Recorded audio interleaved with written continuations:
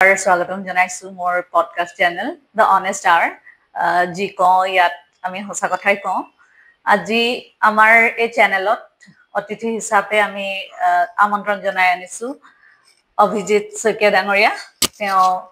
ডালসা তাৰমানে district legal service authority বা জিলা আইনী সেৱা প্ৰাধিকৰণৰ তেওঁ সেক্ৰেটাৰী হয় আৰু আজি আমি এই ডালসাৰ জৰিয়তে যিখিনি সহায় ৰাইজে পাব বা পায় বা পাবলগীয়া আছে তো তাৰ বিষয়ে আমি ছাৰৰ পৰা জানিম তো ছাৰক মই স্বাগতম জনাইছো এই চেনেলটোলৈ আৰু আপোনাৰ জৰিয়তে আমি জানিব বিচাৰিম যে এই আইনী সেৱা প্ৰাধিকৰণে কি সেৱা আগবঢ়ায় হয় তাৰ আগতে মই আপোনাক যিখিনি শ্ৰদ্ধা আছে দৰ্শক আছে তেওঁলোকক জনাই দিব বিচাৰো যে এখন আইন আছে লিগেল সাৰ্ভিস অথৰিটিজ এক্ট আৰু সেই আইনখনৰ মতে তিনিটা স্তৰত তিনিটা সংগঠনৰ জন্ম হ'ল 1987ত যদিও আইনখন প্ৰণয়ন হৈছিল 1995ৰ পৰা আচলতে ইফেক্টিভ হৈছে তাত কোৱা হৈছে যে ৰাষ্ট্ৰীয় পৰ্যায়ত নেশ্যনেল লিগেল সাৰ্ভিস অথৰিটি বা ৰাষ্ট্ৰীয় আইনী সেৱা প্ৰাধিকৰণ স্থাপিত হ'ব যিয়ে ধৰক সন্মানীয় সৰ্বোচ্চ ন্যায়ালয়ৰ এটা ভাগ হিচাপত কাম কৰিব ঠিক তেনেকে ৰাজ্যিক পৰ্যায়ত ষ্টেট লিগেল সাৰ্ভিস অথৰিটি থাকে যিয়ে ধৰক হাইকোৰ্টৰ বা আমাৰ সন্মানীয় উচ্চ ন্যায়ালয়ৰ এটা ভাগ বুলি আমি ধৰিব পাৰো ঠিক তেনেকে জিলা পৰ্যায়ত জিলা আইনী সেৱা প্ৰাধিকৰণ থাকে যিয়ে আমাৰ যিখিনি ডিস্ট্ৰিক্ট কোৰ্ট থাকে জিলা ভিত্তিত যিখিনি আইন আদালতসমূহ থাকে তেওঁলোকৰ এটা ভাগ বুলি ধৰিব পাৰি ইয়াত মূল কাম আমাৰ হৈছে যে এই যিখন মই আইনৰ নাম কলো লিগেল সাৰ্ভিস অথৰিটিজ এক্ট তাত কোৱা হৈছে যে কিছু বৰ্গৰ ব্যক্তি আমাৰ সমাজৰ কিছু বৰ্গৰ ব্যক্তিয়ে বিনামূলীয়াকৈ আইনী সেৱা লাভ কৰে বা লাভ কৰিব পাৰে তাত কোন কোনে লাভ কৰিব পাৰে তো সেকশন 12 12 নম্বৰ ধাৰাত কোৱা হৈছে যে যদি কোনোবা অনুসূচিত জাতি জনজাতিৰ ব্যক্তি হয় নতুবা মহিলা বা শিশু নতুবা ধৰক ঔদ্যোগিক কৰ্মচাৰী বা মানৱ সৰবৰাহৰ বলি কোনোবা ব্যক্তি নতুবা তেওঁ যদি জেলত বা অন্য যিকোনো ইনষ্টিটিউচনেল হেত আবদ্ধ হৈ আছে জুভেনাইল হোম হওক জেল হওক অবজাৰভেশ্যন হোম হওক বা এনেকুৱা ধৰণৰ আবদ্ধ ব্যক্তি নতুবা তেওঁ যদি কিবা মানৱ সৃষ্ট নতুবা প্ৰাকৃতিক দুৰ্যোগৰ বলি ব্যক্তি হয় আৰু লগতে শেষত যদি কোনোবা এনেকুৱা ব্যক্তি যাৰ ধৰক বাৰ্ষিক আয় 3 লাখ টকাতকৈ কম হয় এই সকলো শ্ৰেণীৰ ব্যক্তিবিলাকে বিনামূলীয়াকৈ আইনী সেৱা পাব লাগে এতিয়া কথাটো হ'ল যে বিনামূলীয়া আইনী সেৱা মানে আমি কি বুজো বিনামূলীয়া আইনী সেৱা হ'ল যে যিকোনো যদি আইন সম্পৰ্কীয় অভাৱ অভিযোগ আছে কোনোবা ব্যক্তিৰ এই কিটা ক্যাটেগৰী বা এই কিটা বৰ্গৰ মানুহৰ তেওঁলোকে আগবাঢ়ি আহি আমাক যদি জনায় যে তেওঁলোকক এজন অধিবক্তাৰ বা আমাৰ প্যাৰালিগেল ভলান্টিয়াৰ থাকে অৰ্ধন্যায়িক স্বেচ্ছাসেৱক তেওঁলোকৰ যোগেদি যদি কোনোবা সুবিধা লাগে বা সহায় লাগে তেতিয়া আমি তেওঁলোকক বিনামূলীয়াকৈ এই সুবিধাখিনি যোগান ধৰো হয় এতিয়া ছাৰে যেহেতু কৈছে যে যিসকল ব্যক্তিৰ আয় উপাৰ্জন 3 লাখতকৈ কম হয় তেওঁলোকে লিগেল সাৰ্ভিস অথৰিটিৰ জৰিয়তে বিনামূলীয়াকৈ এই ধৰি লওক এডভোকেট হওক বা তেনেকুৱা ধৰণৰ যি সহায় লাগে তো এই লিগেল সাৰ্ভিসৰ জৰিয়তে তেওঁলোকে দিয়ে লাভ কৰে আৰু এইটো পুৰুষ মহিলাৰ বাবে একেই নে মহিলাসকলৰ ক্ষেত্ৰত মই উল্লেখ কৰা ধৰণে মহিলা যোনে নহওক কিয় তেওঁলোকে বিনামূলীয়াকৈ আইনী সেৱা পাবই শিশুসকলেও পুৰুষৰ ক্ষেত্ৰত তেওঁ অন্য ধৰণে ইয়াৰ বাবে উপযুক্ত হ'ব লাগিব মই যিকিটা বৰ্গৰ কথা ক'লো যে যদি পুৰুষো হয় যদি তেওঁ অনুসূচিত জাতি জনজাতিত পৰে নতুবা তেওঁৰ যদি ধৰক বাৰ্ষিক আয় 3 লাখ টকাতকৈ কম হয় নহলে বা ধৰক তেওঁ ঔদ্যোগিক কৰ্মচাৰী বা জেলত আবদ্ধ হৈ আছে তেতিয়াহলে পুৰুষেও মানে বিনামূলীয়াকৈ আইনী সেৱা পাবৰ বাবে যোগ্য এতিয়া আমি গম পালো যে পুৰুষসকলেও পাব কাৰণ এইটো কথা বহুতেই জনা নাছিলে যে পুৰুষসকলেও এনেকুৱা বিনামূলীয়া সেৱা পাব পাৰে গতিকে আজি আপোনাৰ জৰিয়তে ৰাইজে গম পাইছে যে পুৰুষসকলেও বিনামূলীয়াকৈ এই আইনী সেৱা প্ৰাধিকৰণৰ জৰিয়তে বিনামূলীয়া আইনী সেৱা পাব এতিয়া ছাৰক মই সুধিব বিচাৰিছো যে আমাৰ এটা ওমেন সেল আছে হয় হয় তো হেতু ডিসি ডিচি Yes, গোটেই হয় চেয়াৰমেন হয় হয় সেইটো চাই উম, তো সেইটোৰ লগত ইয়াৰ মানে লিগেল চাৰ্ভিচৰ লগত কিবা সামঞ্জস্য আছে হয় নিশ্চয় আছে মহিলাসকলৰ আমি আগতে যেনেকে আলোচনা কৰি আছিলো যে মহিলাসকলে বিনামূলীয়াকৈ আইনী সেৱা পায় প্ৰায় আমি দেখো যে যিটো আপুনি ক'লে উমেন চেল বা আমাৰ সখী ওৱান ষ্টপ চেণ্টাৰ এটা চলি আছে তো তাত যিকোনো মহিলাই যদি আহি অভিযোগ দিয়ে যে তেওঁলোকৰ আইনী কিবা সমস্যা আছে ধৰক কোনোবাই ডমেষ্টিক ভাইলেন্সৰ বলি হৈছে নতুবা ধৰক অন্য ধৰণে তেওঁক সা সম্পত্তিৰ পৰা বঞ্চিত কৰা হৈছে বা যিকোনো এনেকুৱা ধৰণৰ যদি অভিযোগ আছে যে থানালৈ যাব বিচাৰিছে তেওঁ কাক গোচৰ দিব তেওঁ গম পোৱা নাই বা অন্য ধৰক ঘৰত কিবা সমস্যা হৈছে যে তেওঁৰ ল'ৰা ছোৱালীৰ কিবা অসুবিধা পাইছে তেতিয়া সেই মহিলাগৰাকী যদি সেই ওৱান ষ্টপ চেণ্টাৰলৈ আহে বা ডিচি অফিচ বা আয়ুক্তৰ কাৰ্যালয়ত যদি তেওঁ আহে আৰু তাৰ পৰাও আমাৰ ইয়াত প্ৰায়ভাগ তেওঁলোকে ৰেফাৰ কৰি দিয়ে যে আপোনালোকে DLSL যাওক DLSL গ'লে আপোনালোকে বিনামূলীয়াকৈ তাত অধিবক্তা তেওঁলোকে যোগান ধৰিব আমি তাৰ পৰা প্ৰায়ভাগ আমি গোচৰ পাই থাকো আৰু সেইখিনি গোচৰসমূহ আমি ইয়াত ৰেজিষ্টাৰ কৰি আমাৰ পেনেলৰ যিখিনি এডভোকেট থাকে মই আৰু জনাই দিছো যে জ্ঞাতাৰ্থী সকলৰ জ্ঞাতাৰ্থে যে আমাৰ নিজাববীয়াকে এটা পেনেল থাকে মানে সেইখিনিক আমি লিগেল এইড পেনেল এডভোকেট বুলি কওঁ তেওঁলোকে ধৰক মাননীটোৰ কথা চিন্তা নকৰি সেৱা ভাৱেৰে আচলতে কেছবোৰ আগবঢ়ায় তো লিগেল এইডৰ যিমান আমাৰ কেছ আহে আপুনি কোৱা ধৰণে লিগেল চেলৰ উমেন চেলৰ পৰা হওক বা অন্য ধৰণে হওক তেওঁলোকক আমি এই পেনেলৰ এডভোকেট এপইণ্ট কৰি দিওঁ আৰু আগৰ প্ৰচিডিংখিনি আগৰ কাৰ্যসূচীখিনি এই পেনেল এডভোকেটখিনি চলাই নিয়ে হয় এতিয়া দেখা পোৱা গৈছে যে আজিকালিৰ ছ'চাইটি যিখনত এতিয়া এনেকুৱা ডমেষ্টিক ভাইলেন্সৰ কেছো বহুত আহিছে আৰু লগতে আপোনাৰ চাইবাৰ ক্ৰাইমৰ এইবিলাক বহুত আহিছে তো এনেকুৱা কিমান ধৰণৰ কেছ আপোনালোকে ৰিজলভ কৰিব পাৰিছে এনে ধৰক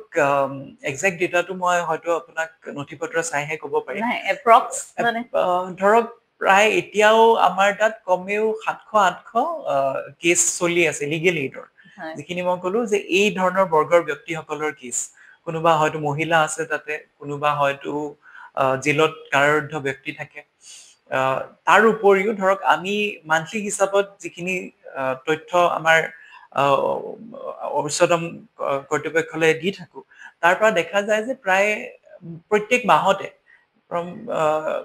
near about 30 মানে 30টা মান কেছ আমাৰ এনেকে ডিসপোজ হৈ আছে শেষ হৈ আছে তাত ধৰক হয়তো এটো ডমেষ্টিক ভাইলেন্স কেছো হ'ব পাৰে নতুবা মেইনটেনেন্স বিচাৰি কোনোবাই যদি গোচৰ ধৰিছিল হেতু হ'ব পাৰে কাৰোবাৰ হয়তো ডিভোৰ্স ৰিলেটেড প্ৰসিডিং হ'ব পাৰে তো এনেকুৱা ধৰণৰ ধৰক এটা মোটামুটি নাম্বাৰ হৈছে যে আমি প্ৰায় প্ৰত্যেক মাহতে আমাৰ 30-40টা মান এনেকে কেছ ডিসপোজ হৈ থাকে যিসকলে জানে এইটো বিষয়ে প্ৰায় এনে ধৰণৰ কমপ্লেইন আমাৰ ওচৰত আহে যে ইয়াৰ সাৰ্ভিস বিলাক বহুত ডিলে হয় এনেকুৱা কিবা এই অভিযোগ বিলাক সত্য নে হয় অভিযোগ আমি নোপোৱা নহয় অভিযোগ আমি এটা দুটা পাইছো এনেকুৱা যে বহুতে ধৰক কয় যে ইমান দিন ধৰি চলি আছে কিন্তু ইয়াত আমি বুজিব লাগিব যে আইনৰ প্ৰক্ৰিয়াটো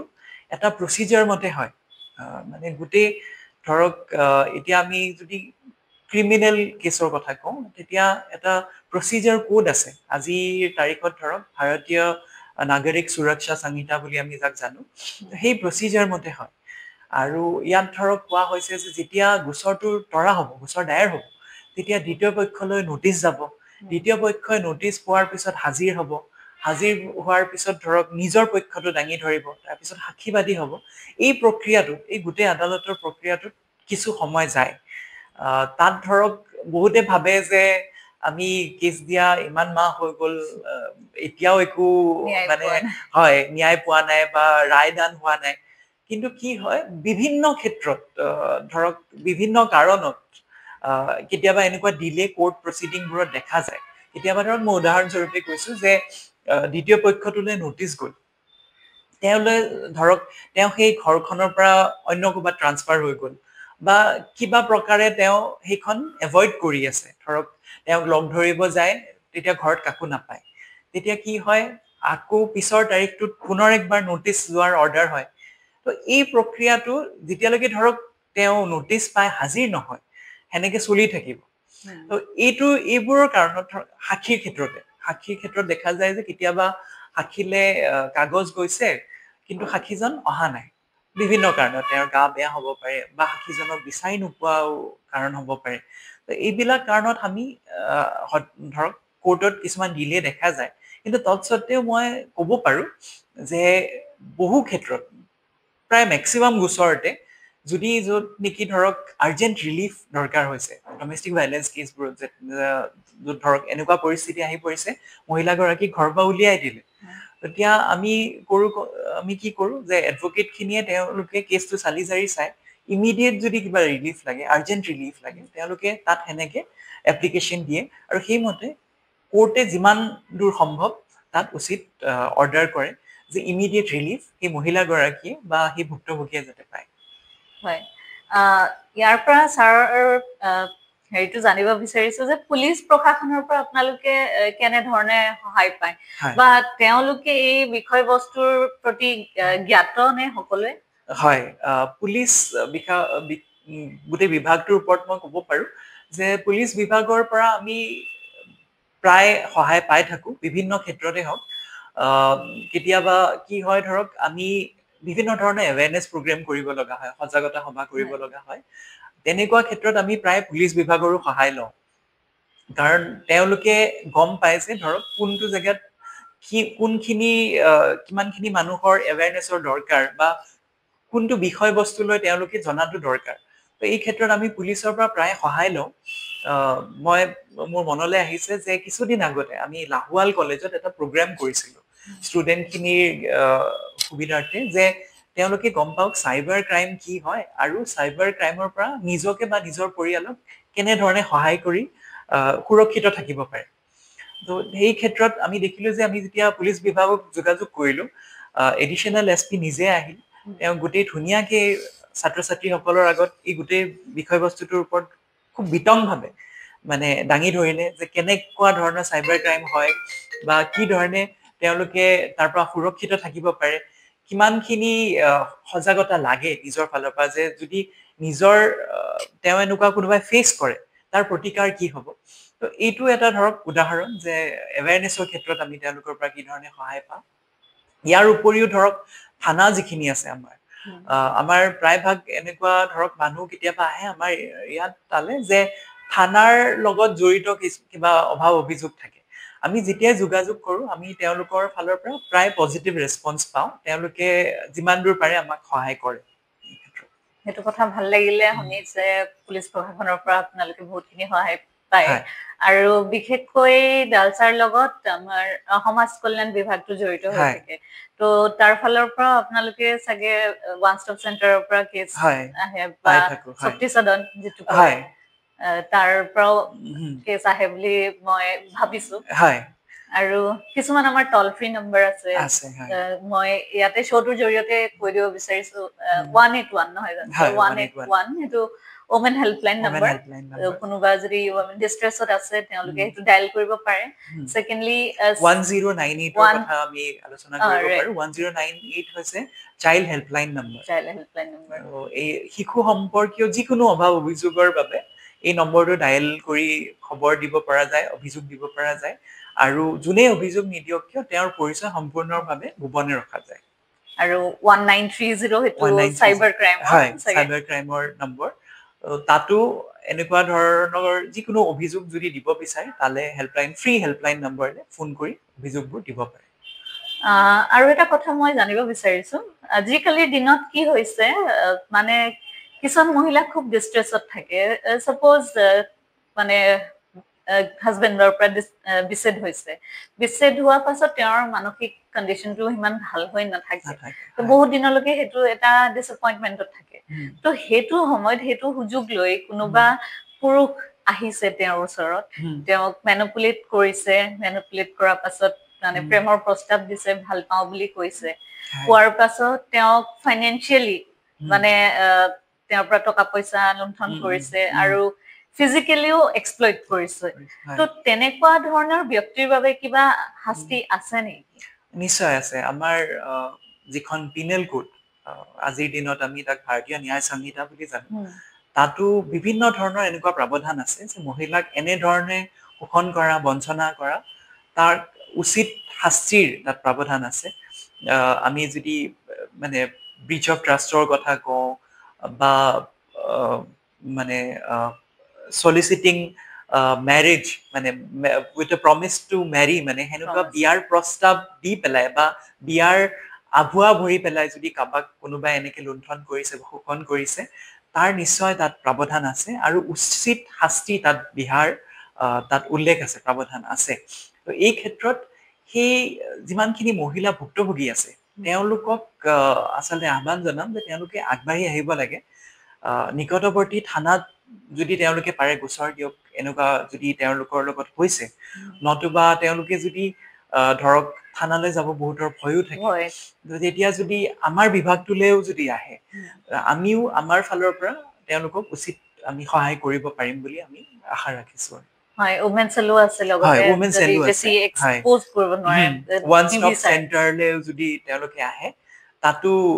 উচিত প্ৰতিকাৰ পাব বুলি মোৰ বিশ্বাস কাৰণ মান সন্মানৰো কথা থাকে হয় হয় তেওঁৰ মানে যেহেতু থাকিবই একেখন ঠাইতে থাকিব মানে বেলেগেও হয়তো মানে এই মানুহগৰাকী এনেকুৱা আৰু প্ৰায় এনেকুৱা দেখা পোৱা যায় যে যদি কাৰোবাৰ ডিভোৰ্চ হৈছে বিচ্ছেদ হৈছে বা মানুহগৰাকী অকলশৰীয়া হয় তো মহিলাৰ ওপৰতে মানে গোটেই ৰাইজে কমপ্লেইন দিয়ে যে মানুহগৰাকী বেয়া সেইটো কাৰণে মানুহজনে এৰিলে কিন্তু বাস্তৱ ৰূপত এই কথাখিনি সকলোৱেতো নাজানে গতিকে এইখিনি আহ্বান জনাইছো মই যিসকল মহিলাই এই শ্ব' চাইছে তেওঁলোকৰ লগত যদি এনেকুৱা ধৰণৰ কিবা ঘটনা ঘটি আছে কোনোবাই তেওঁলোকক মেনিপুলেট কৰিছে বুলিয়ে ক'ব পাৰি হয় নাই ভাল পাওঁ বুলি মেনিপুলেট কৰিছে আচলতে সেইটো ভাল পোৱা নহয় যদিহে লাষ্টত গৈ মেৰেজত পৰিণত নহয় সেইটো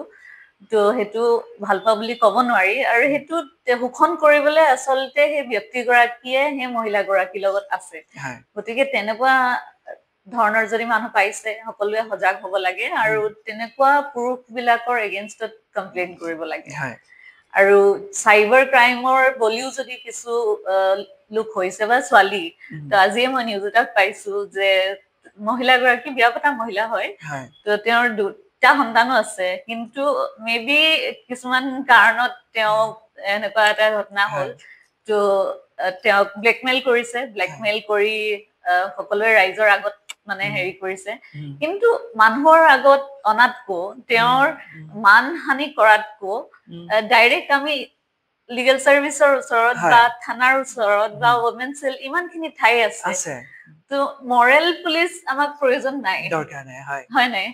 মানে মৰেল পুলিচ কি কৰিবলৈ যাওঁতে মানুহগৰাকীৰ আত্মসন্মানত গোটেইখিনি ঘাত প্ৰতিঘাত হৈ যায় আৰু সেইটো এটা মেণ্টেল ট্ৰমা য'ৰ পৰা উদ্ধাৰ হোৱাটো বহুত দিগদাৰ হয় এইখিনিতে মই এটা কথা ক'ব বিচাৰো যে কি হয় যদি আমি আমাৰ সমাজ ব্যৱস্থাটো যিহেতু পুৰুষ কেন্দ্ৰিক এতিয়াও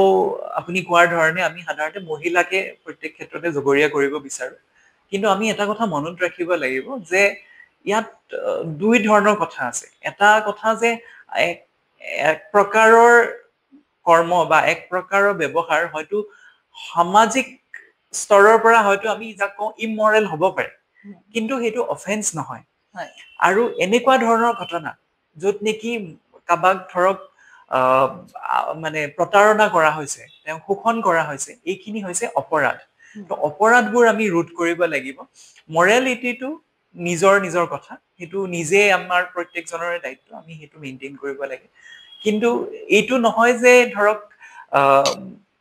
কোনোবা মহিলাই যদি ধৰক এনেকুৱা আপুনি উদাহৰণস্বৰূপে যিটো কথা ক'লে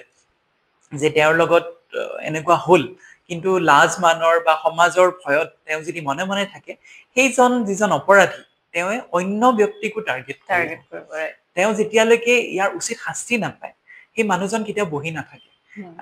এগৰাকী মহিলাক আজি টাৰ্গেট কৰিছে কালি কোনোবা অন্য মহিলাক কৰিব সেয়েহে আমি আগবাঢ়ি অহা উচিত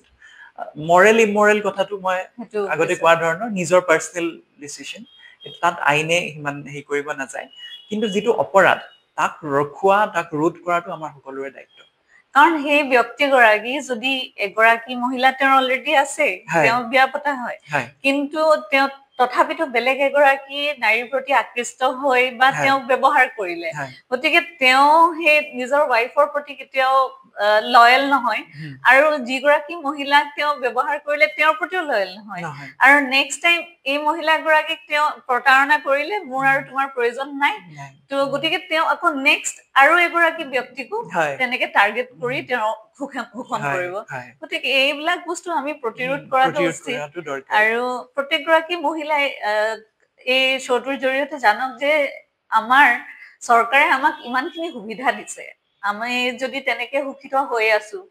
যে ডমেষ্টিক ভাইলেন্স বুলি ক'লে অকল নিজৰ স্বামীয়ে কৰা হেতুকে ডমেষ্টিক ভাইলেন্স নুবুজায় হুম, শহুৰ শাহুৰ যদি তেনেকুৱা বা ননদ কোনোবাই তেনেকে কৰিছে হয়। অকল ডমেষ্টিক ভাইলেন্স মাৰপিট বুলি ক'লেও সেইটো ডমেষ্টিক নহয়, ভাইলেন্স নহয় ডমেষ্টিক ভাইলেন্স যিখন আইন আছে তাৰ পৰিসৰ খুবেই বহল মানে খুব ৱাইড স্কোপ দিয়া হৈছে যে তাত খালি ফিজিকেল এছল্টটোৱে ডমেষ্টিক ভাইলেন্স নহয়। বুলি নহয় যে শাৰীৰিকভাৱে কাৰোবাক মাৰপিট কৰিলে ধৰক মানসিকভাৱে কিবা অশান্তি পাই আছে কোনোবাই ঘৰৰ চাৰিসীমাৰ ভিতৰতে অন্য কোনোবা ব্যক্তিয়ে সেই মহিলাগৰাকীক মানে নিৰন্তৰ গতিত মানসিক অশান্তি দি আছে নতুবা ধৰক কেতিয়াবা কি হয় কাৰোবাৰ সন্তান হোৱা নোহোৱালৈও বহুত কৰ্কটনা কৰা হয় বহুত তেওঁক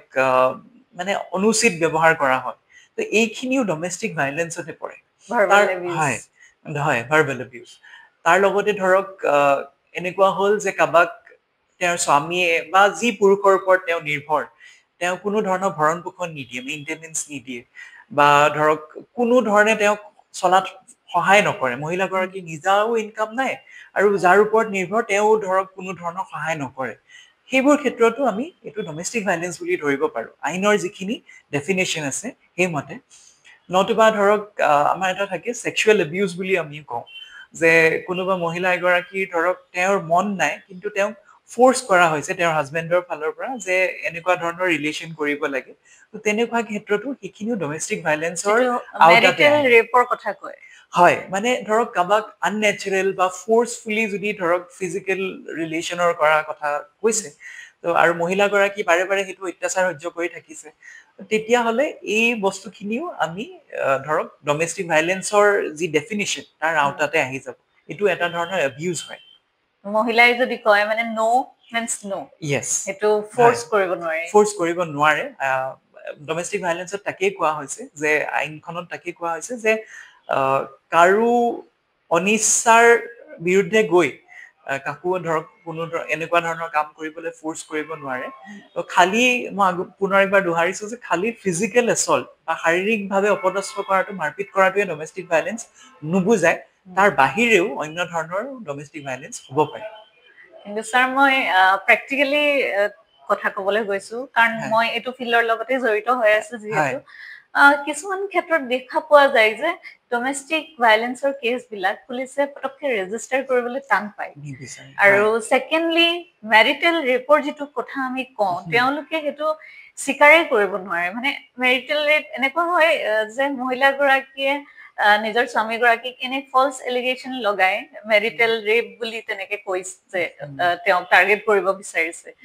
তো সেইটো বিষয়ে কিবা ক'ব বিচাৰে নেকি আপুনি মেৰিটেল ৰেপৰ কথা উল্লেখ কৰিলে যে মেৰিটেল ৰেপটো এতিয়াও আমাৰ তাত ধৰক ছেপাৰেট সেনেকুৱা একো অফেন্স নহয় যে মানে তাক ধৰক কিবা আইনৰ ভিতৰত সন্নিৱিষ্ট কৰা হৈছে যে সেইটো স্পেচিফিকেলি কোনোবাই সেইটো সেনেকুৱা ধৰণৰ এলিগেশ্যন দিলে হয়তো এতিয়াও অফেন্সত নপৰে কিন্তু ধৰক মই কোৱা ধৰণে যে সদায় বা প্ৰায়ে মহিলাগৰাকীক মানে এনেকে বাধ্য কৰি থকা হৈছে মানে তেওঁৰ অনিচ্ছা সত্ত্বেও তেওঁ এনেকুৱা হেৰি কৰিব বিচাৰিছে সেইটো ডমেষ্টিক ভাইলেন্সত পৰিব এতিয়া আমাৰ যিখিনি ল মেকাৰ্ছ আছে বা যিখিনি সৰ্বোচ্চ ন্যায়ালয়ৰ কথা কওঁ বা লেজিছলেটিভৰ কথাই কওঁ তেওঁলোকে হয়তো ভাবিছে যে এতিয়াও আমাৰ সমাজখন সিমান পৰিপক্ক হোৱা নাই যে বাকী ধৰক ৱেষ্টাৰ্ণ ছ'চাইটিবোৰৰ দৰে যে আমি মেৰিটেল ৰেপৰ মানে ক্ৰিমিনেলাইজ কৰিলে তাৰ হয়তো সদব্যৱহাৰ কৰিব পাৰিম কাৰণ আপুনি প্ৰথম যিটো কথা ক'লে যে ডমেষ্টিক ভাইলেন্সৰ কেছবোৰত পুলিচে সাধাৰণতে ইনভলভ নহয় এতিয়া ডমেষ্টিক ভাইলেন্স যিখন আইন আছে তাত কিন্তু কোৱা হৈছে যে ডাইৰেক্টলি মেজিষ্ট্ৰেটৰ তাত আপোনালোকে এজ এ কমপ্লেইন এখন এপ্লিকেশ্যন দিব পাৰে ছেকশ্যন 12 মতে তাৰ বাহিৰে ধৰক ঘৰৰ ভিতৰৰ মানে পাৰিবাৰিক কণ্ডল যিখিনি থাকে হাজবেণ্ড ৱাইফৰ মাজত পতি পত্নীৰ মাজত হোৱা কাজিয়াবোৰ আগৰ দিনত কি হৈছিলে চববোৰ 498A IPCত ৰেজিষ্টাৰ হৈছিল তাত কিন্তু দেখা গ'ল এইটো ৰেকৰ্ডেড জাজমেণ্টত আছে যে যিমান হয়তো সদব্যৱহাৰ হৈছিল তাতকে দুৰ্ব্যৱহাৰ হ'ল সেইটো কাৰণ কি হয় সৰু সুৰা ঘটনাটো আমি এনেকুৱা দেখিবলৈ পাওঁ যে বা পাইছো যে কি হয় সৰু সুৰা কাজিয়াটো যদি মহিলাগৰাকীয়ে থানাত অভিযোগ দি দিয়ে যে এনেকৈ মোৰ লগত অত্যাচাৰ হৈছে তেতিয়া তাৰ ওপৰত মানে এইটো আচলতে ওলোটাটোহে হ'ল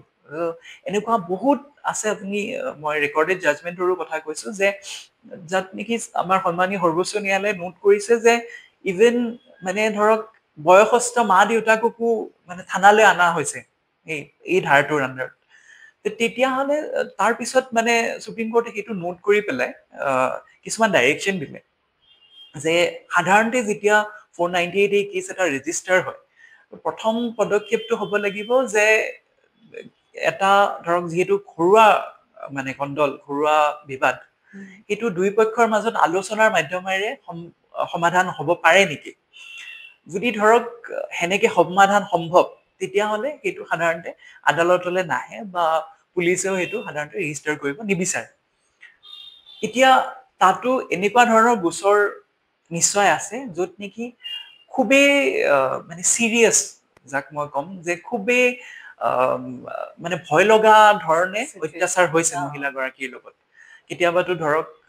এনেকুৱা খবৰ আপোনালোকেও পাইছে চাগে পেপাৰে পত্ৰই যে একে কেৰাচিন ঢালি জ্বলাই দিয়া তো সেইখিনিত ধৰক আৰু কোনো আইন আদালতে তাত নকয় যে আপোনালোকে আলোচনাৰ মাধ্যমেৰে গোচৰটো সমাধান কৰক কাৰণ that is a severe offence সিৰিয়াছ offence তো তেনেকুৱা ক্ষেত্ৰত পুলিচে আচলতে গোচৰটো ল'বলৈ বাধ্য আৰু তাত তেওঁলোকে মানা কৰিব নোৱাৰে তেতিয়া আৰু ধৰক ধাৰাবিলাকো বেলেগ হৈ যাব কাবাক যদি জ্বলাই দিয়াৰ চেষ্টা কৰা হ'ল তেতিয়াহ'লেতো নিশ্চয় তাত এটেম্প টু মাৰ্ডাৰ আহি যাব তো যেতিয়াই এই প্ৰাৱধানবিলাক যি অফেন্সৰ ছেকশ্যনবোৰ চিৰিয়াছ হৈ যাব পুলিচৰ দায়িত্ব সিমানে বাঢ়িব কিন্তু সৰু সুৰা বিবাদত সাধাৰণতে পুলিচৰো এইটোৱে থাকে বা আদালতবিলাকৰো উদ্দেশ্য থাকে যে যিহেতু ঘৰ এখন বিচৰাটো কোনো মানে ইচ্ছা নকৰে নাভাবে আৰু সেইটো কাৰণে যদি সমিল মিলৰে আলোচনাৰ মাধ্যমেৰে বিবাদটো নিষ্পত্তি হয় তেতিয়া খুবেই ভাল সকলোৰে কাৰণে ভাল প্ৰথম চেষ্টা সেইটো থাকে কিন্তু মই কোৱা ধৰণে যদি চিৰিয়াছ অফেন্স হয় তাত কিন্তু নিশ্চয় পুলিচে বা কোৰ্টৰ ফালত কোৰ্টে একশ্যন ল'বলৈ বাধ্য গতিকে ছাৰৰ পৰা আমি আজি বহুতখিনি কথাই শিকিলো ৰাইজেও গম পাইছে যে DLSA ডিষ্ট্ৰিক্ট লিগেল ছাৰ্ভিচ অথৰিটিয়ে কেনেকুৱা ধৰণৰ সহায় সহযোগিতা আপোনালোকলৈ আগবঢ়াবলৈ ইয়াত বহি আছে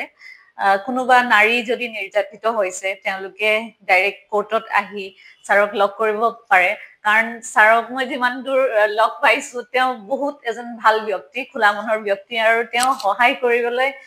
কেতিয়াও পিছ নহৰকে গতিকে মই আপোনালোকক সেইটোৱে অনুগ্ৰহ কৰিম যে কোনো ধৰণৰ অন্যায় কেতিয়াও সহি থাকিব নালাগে কাৰণ অন্যায় সহি থাকিলে যিজনে অন্যায় কৰিছে তেওঁ আৰু এজনক গৈ সেই অন্যায়ৰ বলি কৰিব গতিকে আপোনালোকে অন্যায় সহি নাথাকিব বিশেষকৈ আমাৰ সৰু সৰু ল'ৰা ছোৱালী আজিকালি এবিউজ হৈছে নিজৰ ঘৰৰ মানুহে তেওঁলোকক sexually abuse কৰিছে sexually exploit কৰিছে আৰু সেইটো সেই সৰুতে কৰোতে কি হয় একেবাৰে হেকলৈ যেতিয়া ডাঙৰ হয় এডাল্ট হয় তেতিয়া এটা ট্ৰমা বহি যায় মনত আৰু সেই ট্ৰমাটোৰ পৰা সিভিয়াৰ কেसेছ আহি যায় যেনে ডিপ্ৰেছন আহি যাব পাৰে মেৰিড লাইফত তেওঁ সুখী নহব পাৰে গতিকে তেনেকুৱা ধৰণৰ যদি কথা থাকে আৰু অভিভাৱকসকলেও নিজৰ ল'ৰা ছোৱালীৰ প্ৰতি মন কৰিব লাগে তেওঁলোকৰ যদি স্লাইট চেঞ্জ হৈছে তেওঁলোকৰ বিহেভিয়াৰত কি কাৰণে হৈছে সেই কথাখিনি অকমান যদি তেওঁলোকৰ লগত পাতে আলোচনা কৰে কিবা হৈছে নেকি ফ্ৰেণ্ডলি মনোভাৱেৰে তেতিয়া হয়তো এনেকুৱা ধৰণৰ এক্সপ্লইটেশ্যন কেতিয়াও নহব তাৰ উপৰিঞ্চি যেতিয়া বিবাহিত মহিলাৰ কথা ক'বলৈ যাওঁতে যদি নিৰ্যাতিত হৈ আছে সহি আছে আপুনি আপোনালোকে কিন্তু সেই সহি থাকোতে এটা পৰ্যায় এনেকুৱা হৈ যাব যে হয়তো আপোনালোক মানসিকভাৱে একেবাৰে ভাগি পৰিব আৰু মই নিজে চকুৰ আগত দেখিছো কিছুমান মহিলা এনেকে হহি যাওঁতে যাওঁতে তেওঁলোক গৈ লাষ্টত মেণ্টেল এছাইলামত ভৰ্তি হ'ব লগীয়া আছে চিৰিয়াছলি মই নিজে দেখিছো গতিকে সেইখিনি কথা মই কৈছো ৰাইজক আৰু কিশোৰীসকল বা কিশোৰসকল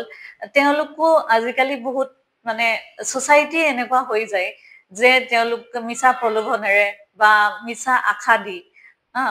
বিয়া পাতিম বুলি কৈ তো লাভ ৰিলেশনশ্বিপ এটা গঢ়ি তোলে আজিকালিতো বহুত ধৰণৰ ৰিলেশনশ্বিপ সিচুৱেশনশ্বিপ আমি এতিয়া বুজিয়ে নাপাওঁ যেন যিবিলাকে বেছি বুজি পাব গতিকে যি কাম কৰিবলৈ যায় কিবা এটা ৰিলেশন গঢ়াৰ আগে 10 বাৰ ভাবি ল'ব লাগে আৰু নিজৰ বডিটো বিশেষকৈ ফিজিক্যাল বডিটো এটা মন্দিৰ হয় পূজা কৰিব লাগে কাকো নভবা নিশ্চিন্তাকে কটাই দিব নালাগে আৰু যদি হৈ যায় তেনেকুৱা সাইবাৰ ক্ৰাইম আছে আমাৰ সাইবাৰ সেল এটা আছে সদৰ থানাৰ সাইডতে তাত গৈ আপোনালোকে গোচৰ তৰিব পাৰে আৰু যিকোনো ন্যায় দৰকাৰ হলে প্ৰয়োজন হলে আপোনালোকে ইয়াত কোৰ্টত আহিব পাৰে ছাৰক লগ কৰিব পাৰে ছাৰে এডভোকেট প্ৰভাইড কৰিব আৰু আপোনালোকক যাতে ন্যায় আপোনালোকে পায় তো তাৰ বাবে তেওঁলোকে নিজৰ এফৰ্টছ দিব গতিকে ছাৰক মই বহুত বহুত ধন্যবাদ জনাইছো আৰু আশা কৰো যে আমাৰ এই যিখিনি আলোচনা বা পৰ্যালোচনাখিনিৰ জৰিয়তে যিসকল লোকে আমাৰ এই প্ৰগ্ৰামটো চাব তো তেওঁলোক নিশ্চয় উপকৃত হ'ব গতিকে ছাৰ বহুত বহুত ধন্যবাদ